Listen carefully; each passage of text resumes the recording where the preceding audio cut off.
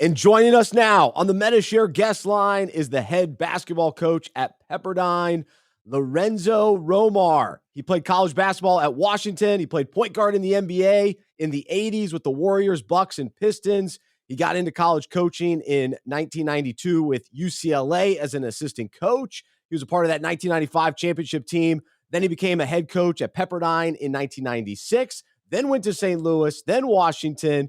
Won Pac-12 Coach of the Year 3 times. He was with Arizona as an associate head coach, and he has returned to Pepperdine and has been the head coach since 2018.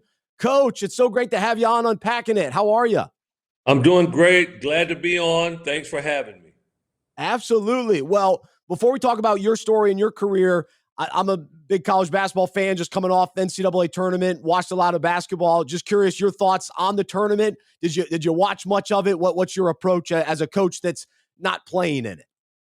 Definitely watched it, and I was just really, really impressed by the teams that advanced to the Elite Eight and other teams. But once they got to the Elite Eight, was something that really stood out was teams on the defensive end. These teams really defended the basketball, and it showed why they were so successful. But they were the toughness displayed by those teams that made it to the Elite Eight was outstanding. Well, it's interesting because that was kind of a conversation throughout the tournament, how physical college basketball was. Because I'm a big NBA fan too. It doesn't seem like the NBA is as physical as it once was when I loved the NBA in the 90s. But what do you make of kind of that the physical play in college, even versus the NBA? And do you think that's good for college basketball to have physical play like that?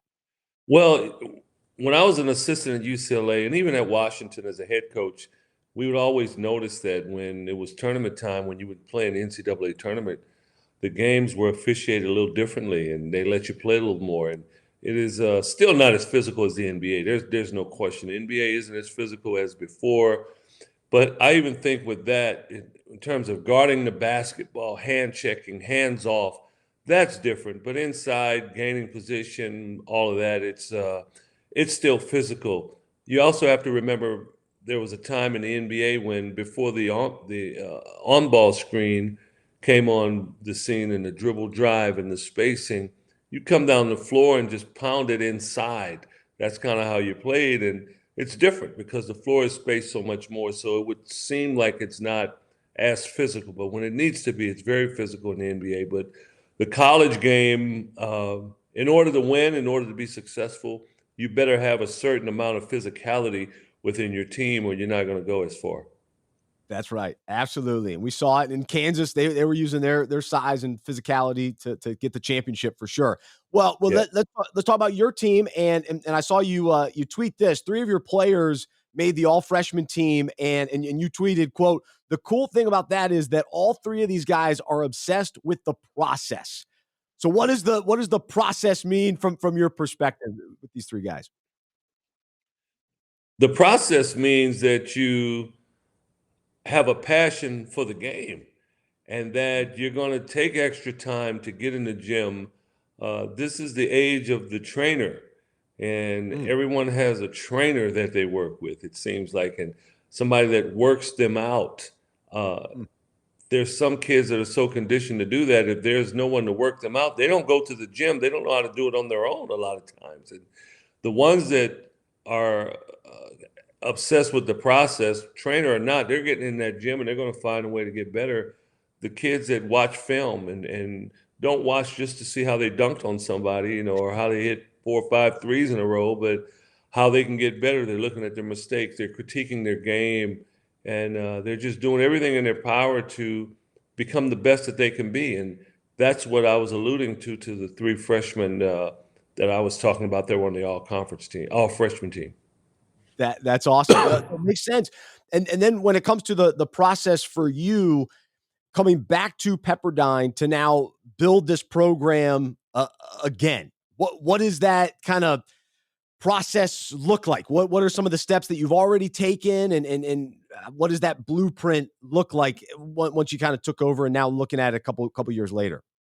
Well, we're fortunate to be in a position where we just completed our 4th year, and we have an administration, our athletic director, Steve Potts, really believes in what we're doing. So we haven't really set the world on fire in these 4 years, but I think what we've been able to do is now establish a culture that fits Pepperdine and the Pepperdine environment. And the trick now, when you talk about what we're doing, is to try to work within the transfer portal, something that has just come upon us now. And for those that aren't familiar with what it is kids can transfer without really permission now. You just have to make the administration aware of your intentions, and then they put you in what's called a transfer portal, and it's a little bit like classifieds.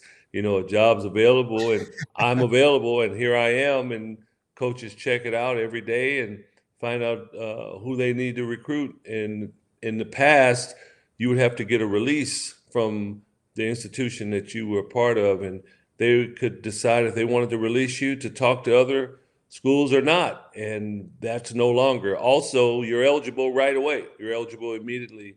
That would discourage or deter some kids from transferring because they didn't want to sit out, but now you're eligible immediately. So as a result, here we are in the second week of April, and there are close to 1,400 names of kids transferring and are in that transfer portal. So how do you navigate through the transfer portal and still be able to be competitive? So we're doing, but I think we're close to figuring out what's best for Pepperdine and how it's going to work for us. So yeah, what is that? How do you navigate it? What's your perspective on how do you tackle 1,400 names and what are you looking for exactly? We try to find those freshmen that we talked about earlier that Yeah. they love the game, but yet they love your program, and maybe they were under-evaluated. They slipped through the cracks, but for whatever reason, you try to find those that appreciate being where you are, and you grow together. So these guys are young, but there will come a point where they will be older too. And what many programs are doing is leaning toward the transfer portal because the kids are older. They get kids that have already been coached for 2 or 3 years in college, and you don't have to go through that learning process with them. They're ready to go and they have experience. Well, what we're able to do, hopefully, is grow with these kids. So in a year, they will be old too. But we raised them so it's better. That's And we're right. trying to establish that type of culture. We will look at the transfer portal occasionally for a specific need, but we probably won't have the majority of our foundation laid with transfers. Yeah, to me, that's got to be the rub that everybody's wrestling with. Do you want guys that you're building the culture with them versus they got other ideas and principles and philosophies from another coach that then you almost have to, all right, you got to get on our perspective here. That's Well, a yeah, tricky thing. but you know what I'm sorry. What Yeah, what go what ahead. makes it difficult, you get someone maybe who slipped through the cracks and they were underevaluated. Now they get with your program and they end up doing really well. Now they want to go to a higher level or play somewhere else because now they're at that level, whereas they weren't before. And that's the Yep. trick. It's tricky because you, as I raise the kids, they come up through the ranks with you, and now they're able to stand on their own. They become really good.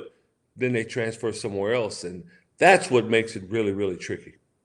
Gosh, it is tough for coaches, and so here you are all these years later from when you kind of broke into coaching, and so I kind of want to hear a little bit of your story, and I think you've got such a unique perspective having been around the game for so long, but was reading, so you actually got kind of started in coaching with Athletes in Action, so that was kind of a unique entrance into coaching. Take us into that season of life. What was that like for you? Well, initially, I joined Athletes in Action as just a player. I had just become a Christian, and I had played 5 years in the NBA and kind of was in flux. I'd been cut a few times now, and Athletes in Action gave me the opportunity to share the gospel in my newly using the game of basketball as a platform, and it was a win-win situation for me at the time. And I was with them 7 years. In the last 3 years, I went on as a player coach and did the things that coaches do. And you had to prepare for other teams. You had to come up with a scouting report. We had to recruit. We had to come up with a schedule that we played a lot of the top Division I programs, and you had to make it all work. And that piqued my interest to get into coaching. And while I was there, I was approached by a couple of different situations, but then Jim Herrick from UCLA approached me and invited me to come on his staff, and that's where I went on. That's amazing. So you got your start as an assistant coach in college basketball with UCLA. That's how I got my start as a college basketball fan. I remember those UCLA teams. I was only 9 years old, and I was Wow. too young. I was too young to stay up and watch it. So my dad recorded it on VHS, and I've watched those teams over the years. The Ed O'Bannon and Thurl Yeah. Bailey and Yeah. Cameron Dollar, Tyus Edney. I remember all those guys. So, Yeah. so you were there in the mix. How fun and how important was that for your development as a coach to now, set you up for such a long career in coaching? Oh, it was huge to work under Jim Herrick, who was one of the more probably underappreciated coaches in a long time. I learned so much about how to run a program and how to plan practices. Something as simple as that might seem. Your practices have to be organized, and the content has to all make sense and mesh with everything that you're doing. Little things like that I just learned, and then the experience in terms of winning a national championship and recruiting top level student athletes was something that I was been able to take with me through the rest of my career. That's tremendous. No, I love it. Well, all right. So this is fascinating to me too, that you started off as a head coach with Pepperdine years ago, and then you found your way back to Pepperdine. And it's interesting because Thad Matta, he's returning now to Butler. Sean Miller's going back to Xavier. So a little bit of a trend in recent years. What were what was the thought process, the decision making that went into a return to Pepperdine? Well, after I was fired from Washington, um, Sean Miller at Arizona contacted me and invited me to come on his staff. And while I was there, I was enjoying my time, and you know, I started to get the itch to become a head coach again if the opportunity presented itself. And I felt like if I did it, I wanted to go somewhere where there was familiarity, Mm. somewhere it was on the West Coast where I was raised. Uh, and the athletic director, Dr. Steve Potts, and I were on the same night league team when I was at Pepperdine the first time. He Wow. was kind of the general manager of the team and put the team together. Where that is the guy I work for now. So there you go, familiarity. I was familiar with the president of the university from when I was at Pepperdine before, and it was local. So it also, being at work school like the University of Washington, there's some restrictions that are in place in terms of sharing your faith and what you can do, and there are no restrictions at Pepperdine. So it just really tied Oh, that's cool. into what I wanted for my wife and I for our future. Very cool. I love that, and I want to kind of hear even more about how you navigated those restrictions. But let's talk about your faith journey. And you mentioned becoming a Christian a long time ago, and being able to serve with athletes in action. But I guess just kind of a general question: how has Jesus changed your life, and how has He guided your life? I was people would tell you that, they would tell you, well, he wasn't a bad person, nice guy, that type of thing. And well, when I became a Christian, I realized all of my imperfections, and I realized mainly that as good as I would try to be, I could never reach God's standard that He had for me. And that standard turned into Jesus Christ dying on the cross and taking responsibility for all my sin, past, Mm. present, and future. And that if I wanted to have a relationship with God, it would be through Jesus Christ, forgiving me for my sins and taking over my life and me living at His direction Mm. through the Scriptures and through fellowship with other believers. And I read through the Scriptures that when he died, he rose from the dead to show that he had power over death, over sin, and that it was possible that you could live with him for eternity. And September 10th, 1983, my wife and I gave our lives to the Lord. And immediately, I wouldn't tell you I became this super holy person in terms of how I was living, but I had a great desire to read the scriptures, unlike I'd ever had before, and to get to know God through His Word, and also to tell others about how awesome a relationship with the Lord was. And the things of God became so important to me. And I would say that'd be the main ways that the Lord changed my life. Ah, that's awesome. I love when people describe their appreciation and love for Scripture and to get to know God through His Word. It's so powerful. And so now throughout your coaching career, having the opportunity to really invest in kids, men, young men in one of the most important, formidable stages of life in college. That's where you've found yourself. So how have you navigated that to be able to help them grow as men and develop strong characteristics, but through the lens of your faith and wanting to be an example to them of what it looks like to follow Jesus. And so how have you learned to approach that and maybe even the different strategies that you've tried over the years? Well, it's interesting you mentioned that about an example because someone said that there's more that's caught than taught. And the Amen. biggest challenge for me as a leader and following and wanting to walk in the footsteps of Jesus Christ is to be that example. Because it doesn't matter what you tell anyone if you're not living that life in front of them. And, whether things are going good or bad, because I think people need to be able to see how you handle things when they aren't going well. When you do fail as a Christian, you do fail, and things aren't rosy all the time. Right. But you can still have a peace in the midst of failure. When things aren't rosy, you can still have a joy somehow. As Jesus said, in this world you'll have tribulations, but be of good cheer. I have overcome the world. So yeah, we're going to struggle, but we can still trust in Jesus that we're able to still live above those struggles. And I think that's a message that people can be able to see without you saying a word to them. But at the same time, when the opportunity presents itself, I will bring up the Lord and how He can impact your life in such a major way.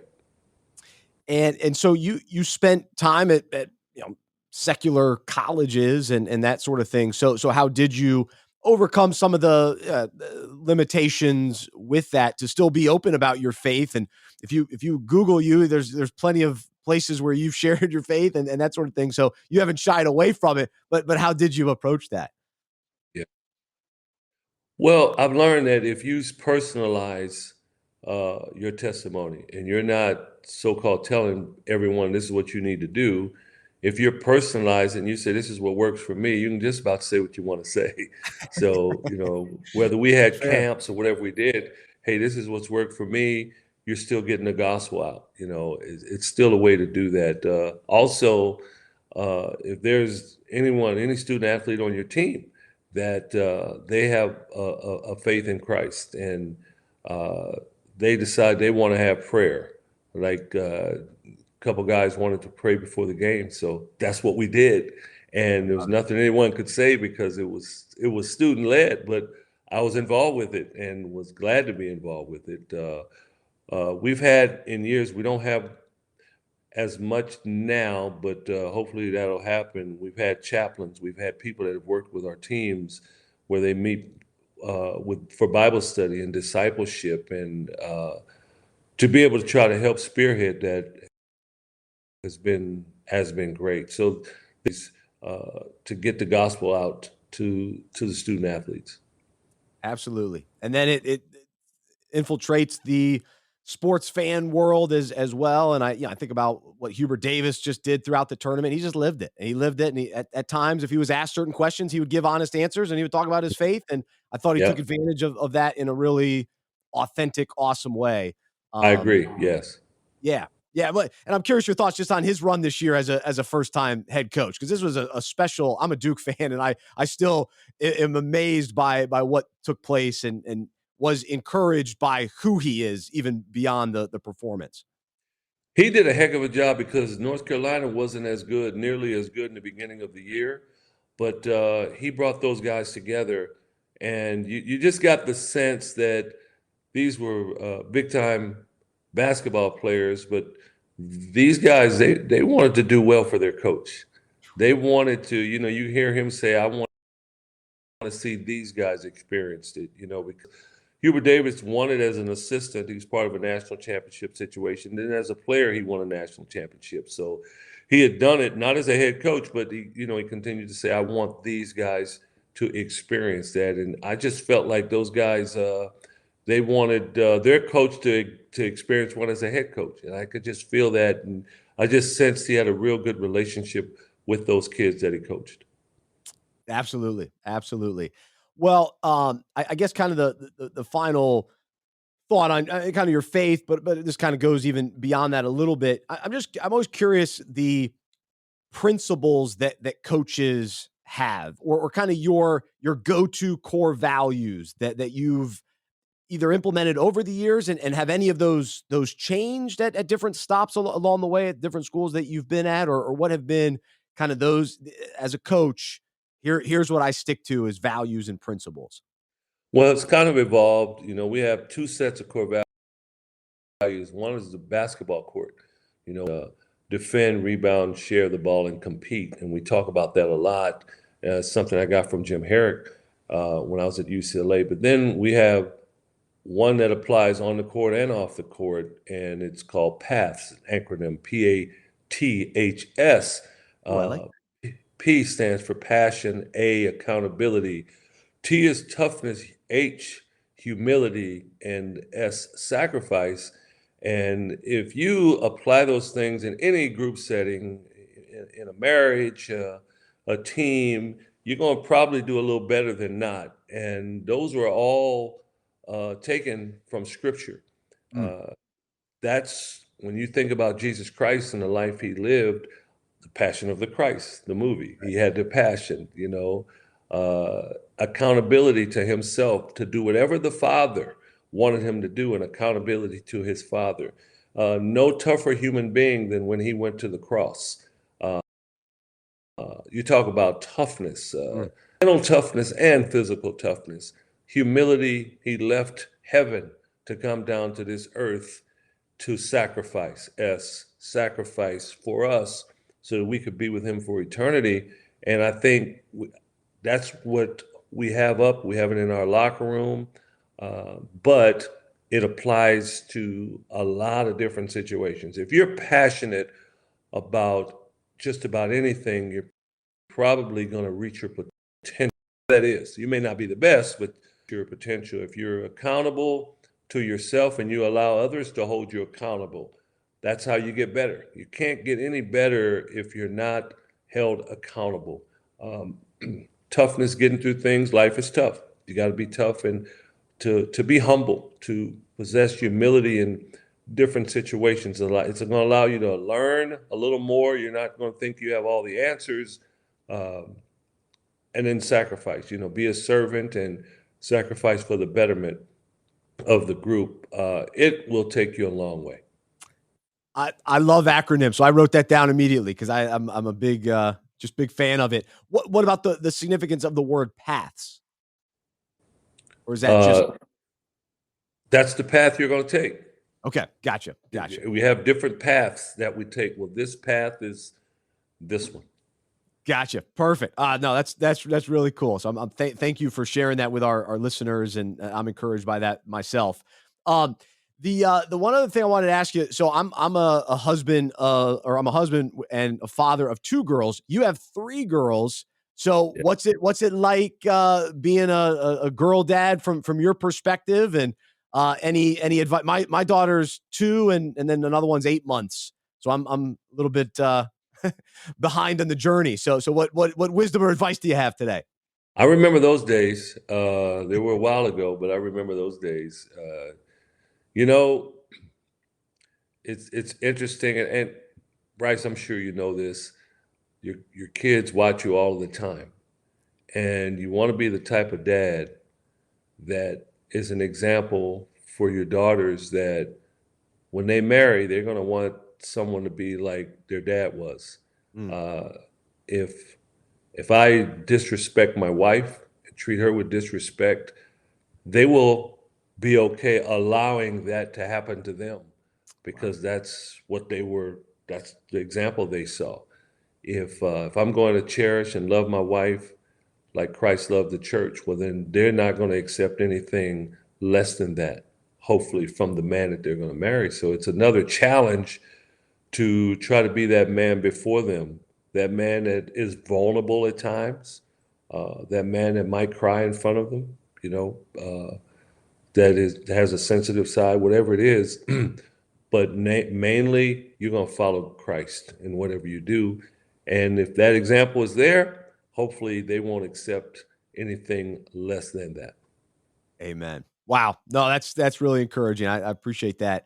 Well, kind of the last question that I was curious about with you and thinking about your career, the fact that you played at your alma mater at Washington, and then you coached there after playing there, and thinking about even Hubert Davis, who's doing the same thing, Juwan Howard at Michigan. What Hmm. did you learn through that experience from being player to coach, and then no longer being the coach at your alma mater? What is that experience like? I'm fascinated by that. It was great. When I was first hired at the University of Washington, I had a get together of some of my former teammates that played with me at Washington. And I wanted to do it because I just felt like we all shared that position. Mm, I felt like I was in a position where the alums, those that played basketball at University of Washington before I was a part of it, that I was representing for everyone that put on a Washington Husky uniform. That's kind of how I saw it that way, and I wanted to make them proud. that's neat. That's special. Yeah, even John Shire now he's taken over at Duke. So um, it's always a neat thing for the fan base, and I'm sure as a former player to be able to have that opportunity, and then for you to now get the opportunity to be back at Pepperdine after starting your career as a head coach, and to come full circle like that is really neat. And so the off season, now you're in the middle of the off season recruiting and all that kind of thing. Anything you're looking forward to over the next couple of months, even personally? Do you take a break, vacation, that kind of thing, this summer and all that? My wife and I will get together, get away. I'm sorry for a week or two, but uh, it never stops, Bryce. Right now, I can't wait to sit down. We're still in school. School will end here pretty soon, and we're on a semester system, so school will be out in about 3 weeks. But to sit down and get ready for next season and prepare that we can be the next season. I look forward to that process. I look forward to going back over the film from last year and see where we can get better, and then meet with our staff and take the necessary steps to make sure that we do. Absolutely. Well, I'll be following you and cheering on Pepperdine, and really appreciate you coming on today, and just a wonderful conversation, and very encouraging. So I appreciate it, and great to have you on here on Unpacking It. Thank you so much, Bryce. I enjoyed it. All right, absolutely. Well, there's head coach Lorenzo Romar here on Unpacking It, head coach at Pepperdine here on the MetaShare guest line.